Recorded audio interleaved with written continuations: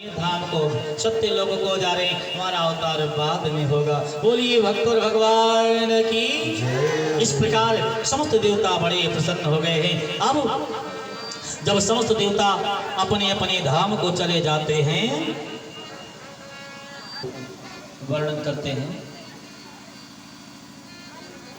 अवधपुरी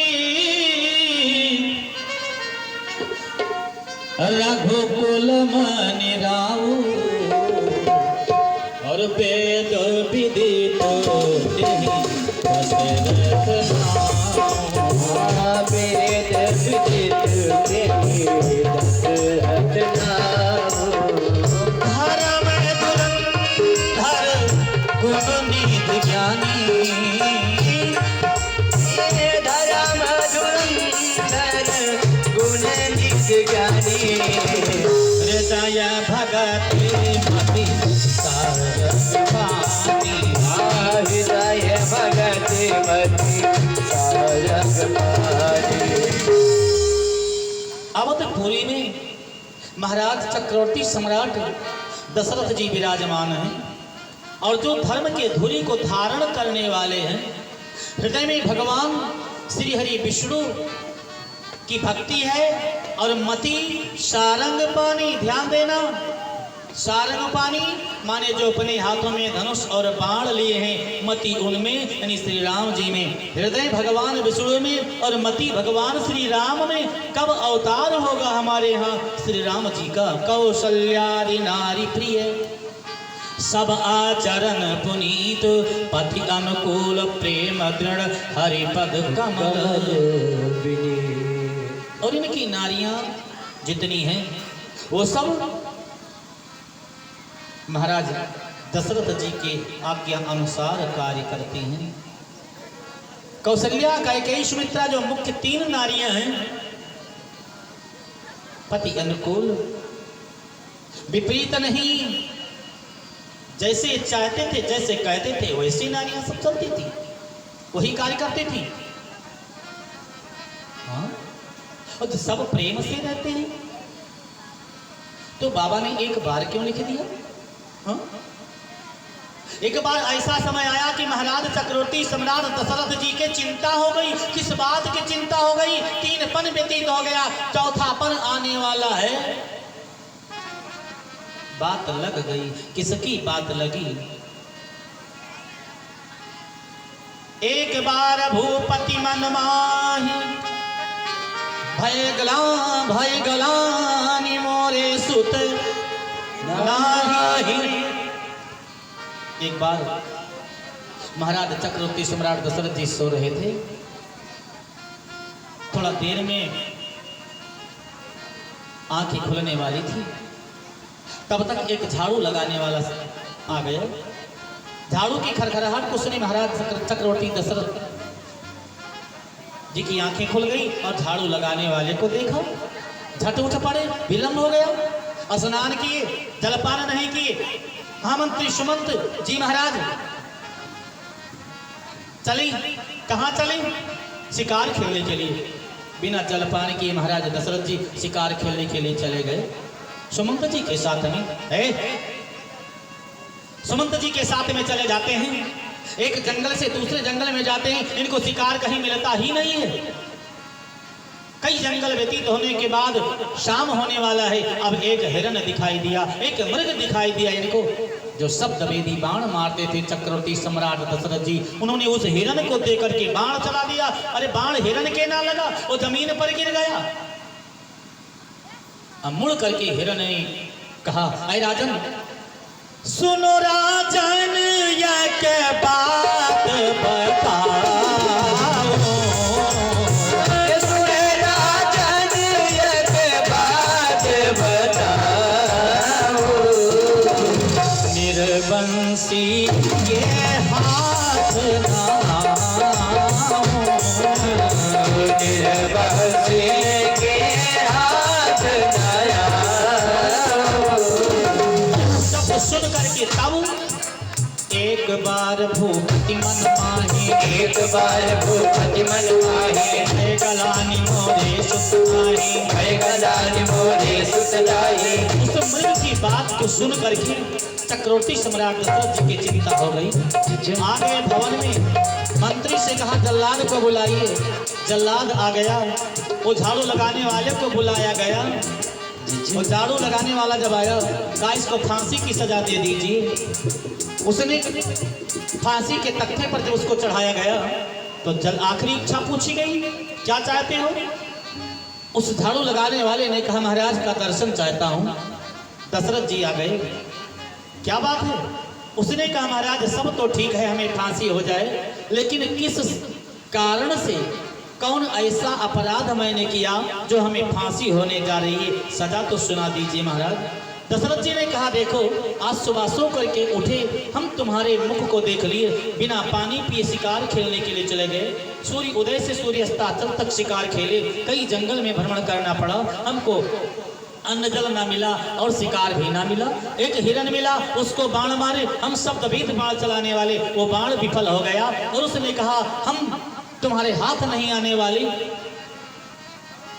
आज तुम्हारे मुख को देखने के कारण से हमारी ऐसी दशा हुई। ऐसे मनहूस व्यक्ति की आवश्यकता हमारे नगर में नहीं है, इसलिए फांसी की सजा होने जा रही है। उसने कहा महाराज मैं छोटा हूँ, बड़ी बात कहूँ तो आपको लग जाएगी। देखो महाराज हम आप सुबह सो करके उठे, हमको देखे, हमारे मुख को देखे तो आपको शिकार ना मिला, आपको अन्न जल ना मिला। हम सो करके उठे, आपके भवन में चले आए, पहले आपका मुख देखे, हमको फांसी होने जा रही है, तो सबसे ज्यादा मनहूस आप हैं या हम? महाराज चक्रवर्ती सम्राट दशरथ जी के हाथों से तलवार गिर गई। तब चिंता हुई, छोड़ दीजिए इसे। अब चिंता होती कि एक बार भूपति मन माही, एक बार भूपति मन माही, गलानी मोरे सुत नाही, गलानी मोरे सुत नाही। एक दिन की बात है, गुरु माता आ गई भवन में, रनिवास में। गुरु माता व्याकुल थी, महाराज चक्रवर्ती सम्राट दशरथ जी के कोई संतान नहीं है, छोटा सा बालक लेकर के आई।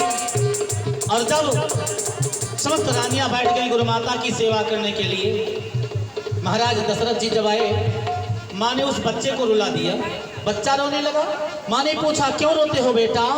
उसने कहा मैया आपके शिष्य महाराज दशरथ जी हैं और दशरथ जी के कोई संतान ही नहीं है, तो मेरा शिष्य कौन होगा, इसलिए मैं रोता हूँ। उस बच्चे की बात को सुन करके तब दशरथ जी एक बार भूपति मन माही, एक बार भूपति मन माही, है गलानी मोरे सुत नाही, है गलानी मोरे सुत नाही। एक बार की बात है, महाराज सरजू जी के तीर पर घूम रहे थे दशरथ जी। एक बड़ा सुंदर पुष्प सरजू जी में बहता हुआ जा रहा था। दशरथ जी ने देखा, कहा इस पुष्प को पकड़ लूं, लेकिन वह पुष्प को पकड़ने के लिए ज्यों ज्यों महाराज चक्रवर्ती सम्राट आगे को जाते हैं, क्यों क्यों पुष्प आगे धारा में चला जाता है। कई बार प्रयास किए, जब जल से बाहर आए, पुष्प नजदीक आ गया और जल की तरफ चले तो पुष्प दूर चला गया। अंत में पुष्प ने भी कहा महाराज क्यों व्याकुल हैं, मेरे वंशियों के हाथ मैं नहीं आने वाला। तब पुष्प की बात को सुन करके दशरथ जी के एक बार भूपति मन माही, एक बार भूपति मन माही, है गलानी मोरे सुत नाही, है गलानी मोरे सुत नाही। कई कारण से आज महाराज चक्रवर्ती दशरथ जी के चिंता हो गई, मेरे पुत्र नहीं है। तब किए क्या? गोर गृह गया तोरत महिपाला, गोर गृह गया तोरत महिपाला, चरण लाग कर विनय विशाला, चरण लाग कर विनय विशाला। निज दुख सुख सब गुरु ही सुनायो, निज दुख सुख सब गुरु ही सुनायो। देखा चिंता किसकी बात की है? आज आपका मुखमंडल मलिन क्यों है? चेहरा को मलाया सा क्यों है? कारण क्या है? राजन मैं एक बात बताता हूँ, चिंता चिता समाख्याता नकारो अपि विशेषतः, चिता दहति निर्जीवै चिंतायाम प्राणिनो ध्रुवम। और इसी को पंडित राधेश्याम जी ने बड़े सुंदर ढंग से लिख दिया है। हे राजन कि चिंता है चिता से बढ़ कर के, नर को निर्जीव बनाती है। चिता है चिता से बढ़ कर के,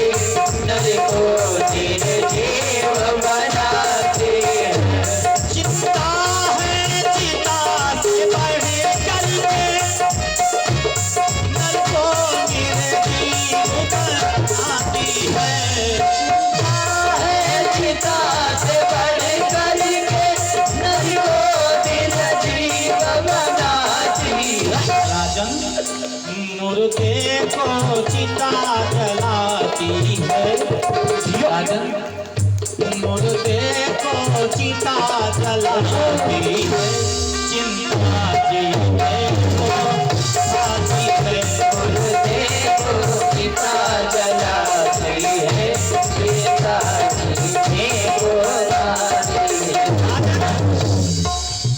यदि आप चिंता करते रहेंगे तो गल जाएंगे। किस बात की चिंता है? गुरुदेव, गुरुजी, मेरा कोई न सहारा बिनु तेरे, गुरुदेव संवरिया मेरे, मेरा कोई न सहारा बिनु तेरे, गुरुदेव संवरिया मेरे। गुरुजी, आज ऐसा संकट मेरे ऊपर आ गया है, मेरा कोई ना सहारा बिनु तेरे, गुरुदेव संवरिया मेरे, मेरा कोई न सहारा बिनु तेरे, गुरुदेव संवरिया मेरे, गुरुदेव संवरिया मेरे, गुरुदेव संवरिया मेरे, ओ भगवान संवरिया मेरे, भगवान संवरिया मेरे, मेरा कोई ना सहारा बिनु तेरे, गुरुदेव संवरिया मेरे, मेरा कोई न सहारा बिनु तेरे, गुरुदेव संवरिया मेरे, तुम दीनन के हितकारी, तुम दीनन के हितकारी, ओ मैं तो आया शरण तिहारी, मैं तो आया शरण तिहारी, अब काटो जन्म जन्म के, काटो जन्म मरण के तेरे, जय गुरुदेव संवरिया मेरे, मेरा कोई न सहारा बिनु तेरे, गुरुदेव संवरिया मेरे। राजन, मुझसे क्या चाहते हो? क्या इच्छा करके आए हैं? सो कहिए। गुरुदेव किए हैं विवाह तीन, कृत कमल अभी तक खिला नहीं, गुरुदेव किए हैं विवाह तीन, कमल अभी तक खिला नहीं, गुरुदेव किए हैं विवाह तीन, गुरुदेव किए हैं विवाह तीन, कमल अभी तक खिला नहीं, कमल अभी तक खिला नहीं, जिसकी इच्छा थी, जिसकी इच्छा थी, अब मन में वो पुष्प अभी तक मिला नहीं, जिसकी इच्छा थी वो पुष्प अभी तक मिला नहीं। गुरुजी, एक नहीं, दो नहीं, तीन तीन विवाह किए, अनेक नारियां हो गई, बेटा नहीं हुआ, बेटा के लिए व्याकुल, कुल चलाने वाला कोई नहीं, बस इतनी सी बात है। हाँ महाराज, देखो आप किसके छत्र छाया में आए हैं? हाँ, गुरु जी की। गुरु भगवान से बड़े होते हैं। एक कार्य करना होगा। क्या गुरुदेव?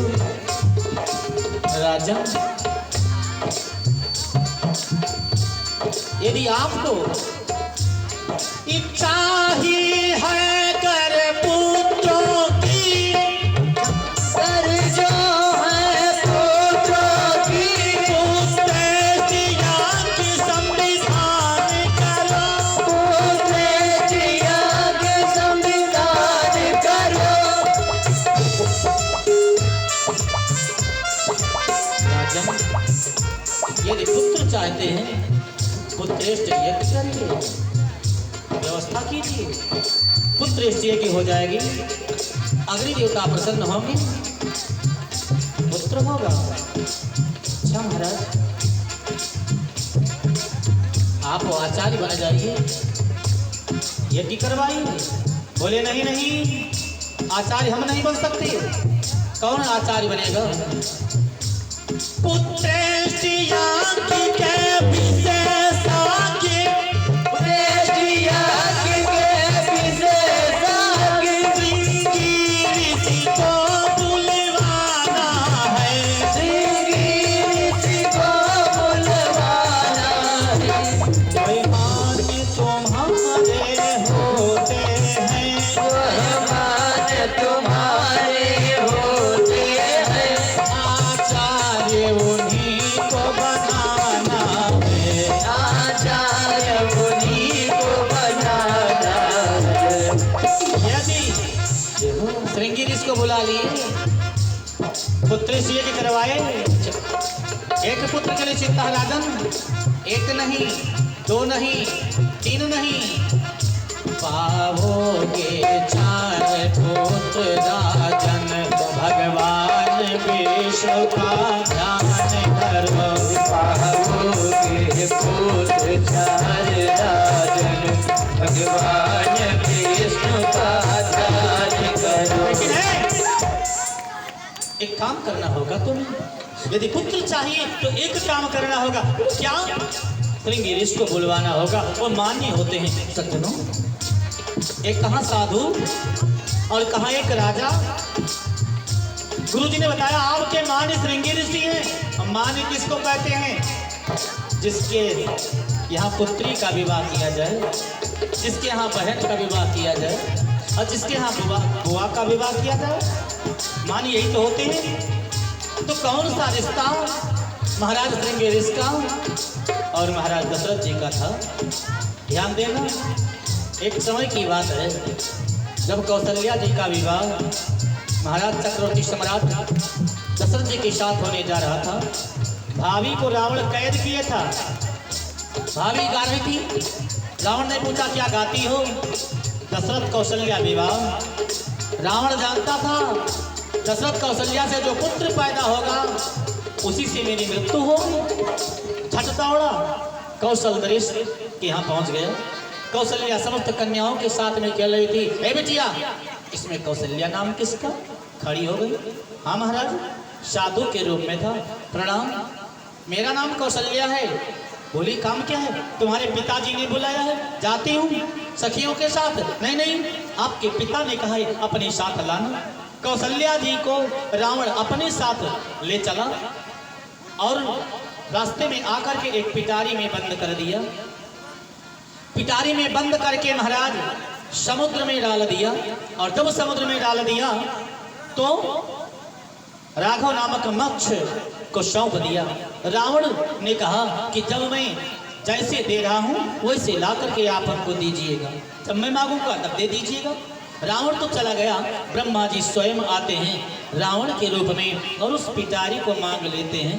पिटारी को खोल करके कौशल्या को पिटारी से बाहर निकाल लेते हैं। उसके बाद महाराज पिटारी समुद्र को दे दिए। फिर कहा जैसे मैं दे रहा हूँ उसी प्रकार से ला करके हमको देते रहिएगा। बोली शंकर भगवान की जय। इस प्रकार जब कौशल्या पिटारी से निकल गई और एक संत के पास गई, उधर महाराज दशरथ जी शिकार खेलते खेलते उसी वन में पहुँचे जहाँ संत का आश्रम था।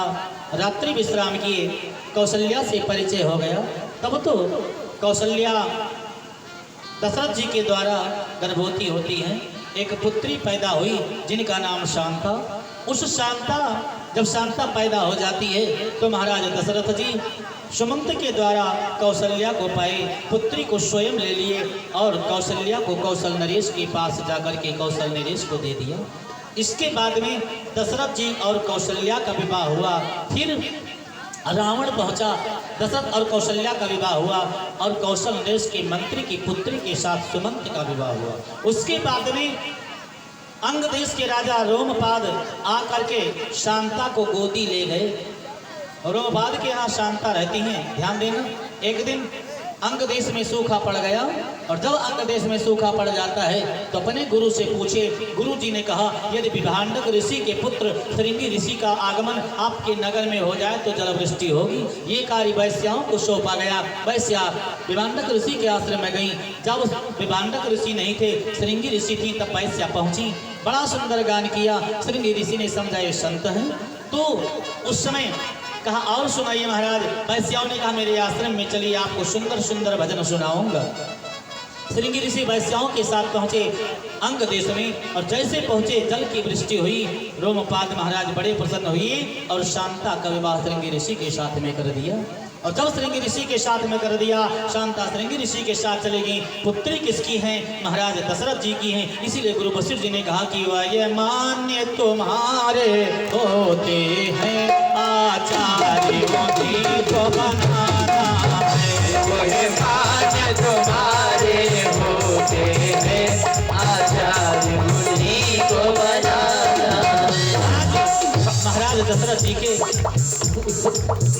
जी को खूब समझाया वशिष्ठ जी ने। तब तुरंत सुमंत को आदेश दिया, अरे लाइए रथ, सेना लाइए, एक संत को बुलाने जाना है। गुरु जी ने कहा नहीं नहीं, एक भिखारी बन करके जाएंगे उनके पास, तब आएंगे, राजा बन करके नहीं। राजा बिना जूता चप्पल के अकेले चल दिए। चला एक राजा जोगी को मनाने, चला एक राजा जोगी को मनाने। चला एक राजा जोगी को मनाने, चला एक राजा जोगी को मनाने। जोगी को मनाने, हाँ जोगिया मनाने, जोगी को मनाने, हाँ जोगिया मनाने। जोगी के चरणों में मस्तक झुकाने, जोगी के चरणों में मस्तक झुकाने। चला एक राजा जोगी को मनाने, चला एक राजा जोगी को मनाने। अब श्रृंगी से बसी से बोलावा, श्रृंगी बसे से बोलावा। पुत्र का मैं शुभ यज्ञ करावा, पुत्र का शुभ यज्ञ करावा। देखो महाराज, चक्रवर्ती सम्राट दशरथ जी श्रृंगी ऋषि को बुला करके आ गए। पुत्रेष्टि यज्ञ प्रारंभ हो गई और यज्ञ में जब हवन करने के लिए बैठते हैं तो बाद में ना बताना पड़े, आप लोग बड़े सुंदर ढंग से आज ही समझ लीजिए। बोली शंकर भगवान की जय, अक्बर भगवान की जय। हवन कुंड में आहुति डालना है। ये वैदिक विद्वान जिस देवता का नाम लेकर के बोलेंगे स्वाहा, तो आपको बड़े प्रेम से दाहिने हाथ की बीच की 2 उंगली, उसके अग्र वाले रेखा के बाहर जितनी साकल ले आएगी उतनी ही साकल लेकर के बड़े प्रेम से बोलना है स्वाहा। ऐसा ना वैदिक विद्वान कहा श्री गणेशाय स्वाहा। आप लोग एक मुट्ठा साकल लेकर के फेंक दें हवन वाह। भगति सहित मुनि आहुति दे, भगति सहित मुनि आहुति दे। सगोटे अग्नि चरु कर रे, सगोटे अग्नि चरु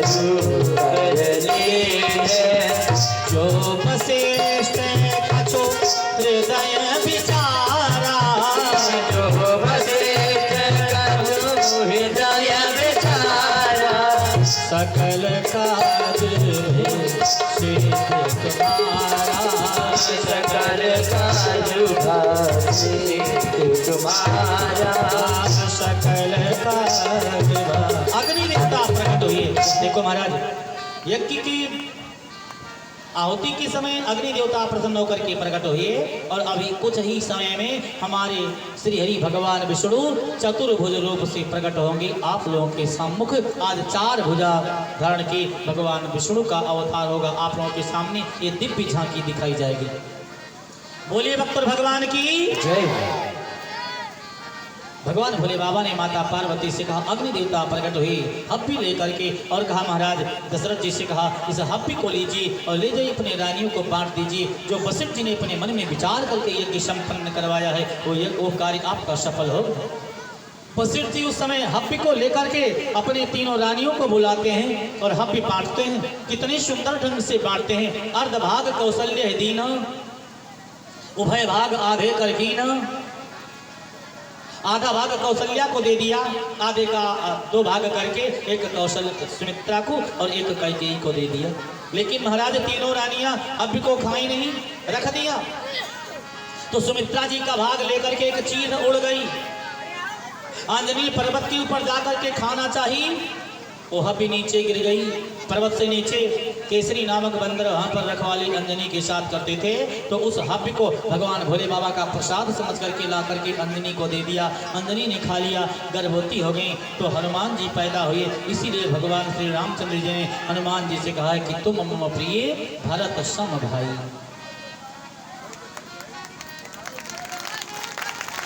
आज जब तीनों रानियां हब्बी खाने के लिए चली, सुमित्रा जी की हब्बी ना मिली, रोने लगी। महाराज दशरथ जी बुलाए गए।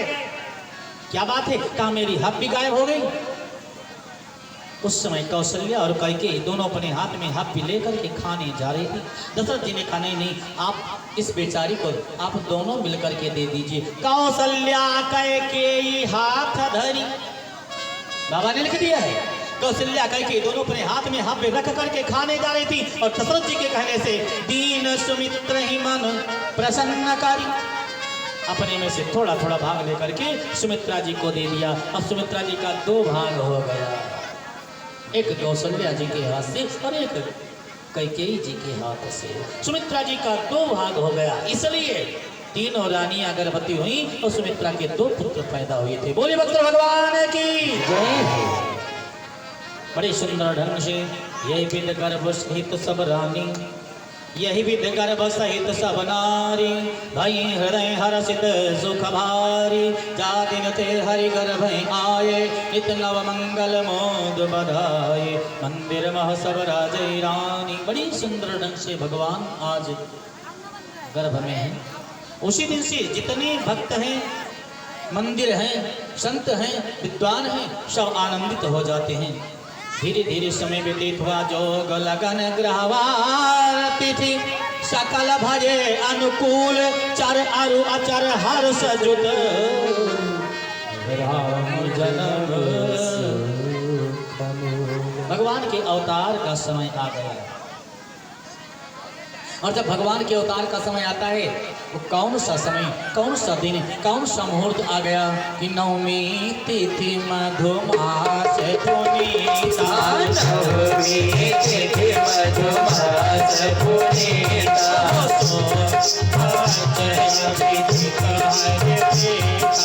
सुकर पाठ अभिजित हरि प्रीता, दिवस अति चेतना दिवस यति चेतना पावन काल लोक विश्रामा, पावन काल लोक विश्रामा, शीतल माद सुरभि बहबाओ, शीतल माद सुरभि बहबाओ, हरषित सुर संतन मन छाओ, हरषित सुर संतन मन छाओ, सो अवसर विराजे जप जाना, सो अवसर विराजे जप जाना, चले सकल सुर साज विमाना, चले सकल सुर साज विमाना, कर विमल कुल सूरज उठा गगन विमल कुल सूरज उठा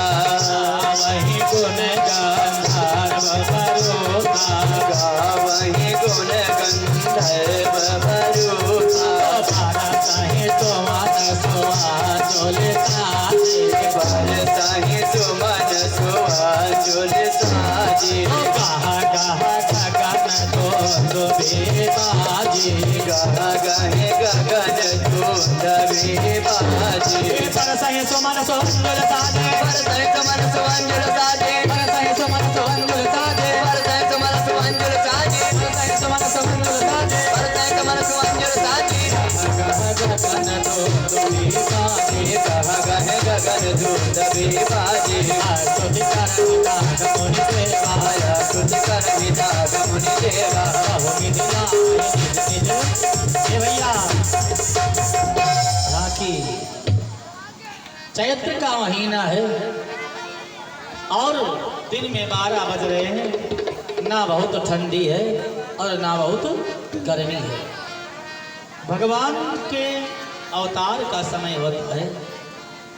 वो अवतार का समय जान करके ब्रह्मा जी स्वयं अपने समस्त देवताओं को साथ लेकर के विमान पर आरूढ़ होकर के आकाश मार्ग में आते हैं और अयोध्या के ऊपर पुष्पों की वर्षा करना प्रारंभ कर देते हैं। बाबा ने तुरंत लिख दिया कि बरसाहि सुमन सुहांजुल साजे। और हमारे यहाँ तो भगवान के अवतार के समय धान का लावा फेंका जाता है, लेकिन फूल की वर्षा करना चाहिए। और कहा कहा गगन दुंदुभि बाजे। भगवान के अवतार का समय हुआ, बड़े सुंदर ढंग से फूलों की वर्षा होती है। बोले भक्त भगवान की जय। भाई आप लोग बहुत बोल रहे हैं बीच में, क्या बात है, इतना क्यों बोलते हैं? हा? कथा सुनने के लिए आई तो बोलिए ना, आप सुने दूसरे को सुनने दें, ना आप सुनते ना दूसरे को सुनने देते हैं। आइए, भगवान के अवतार का समय है।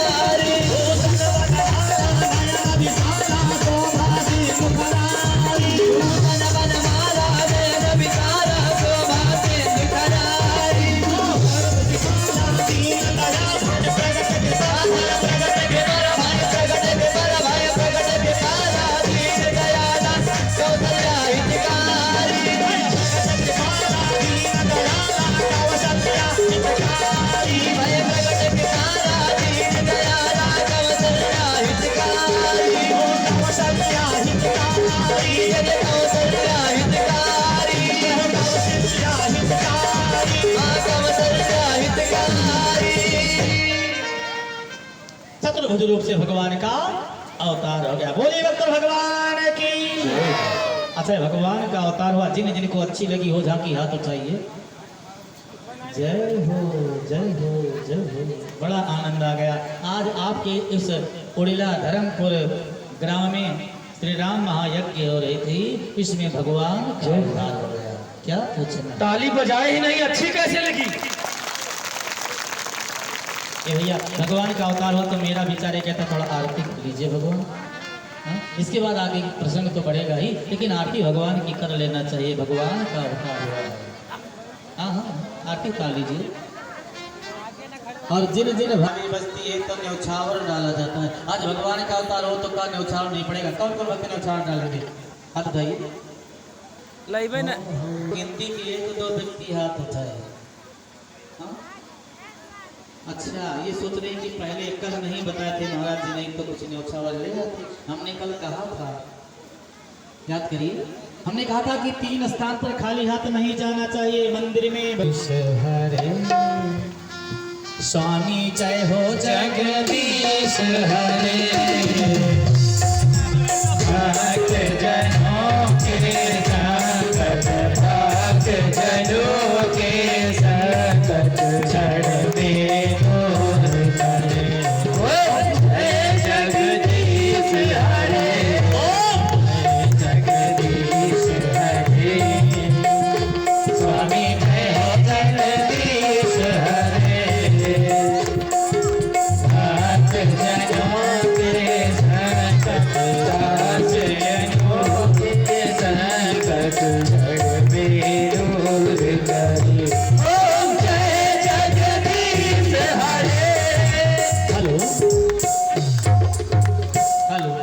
बोले भक्त भगवान की जय। ये न्यौछावर जो भक्त डालना चाहते हैं आएंगे, बड़े हौस से न्यौछावर डालेंगे।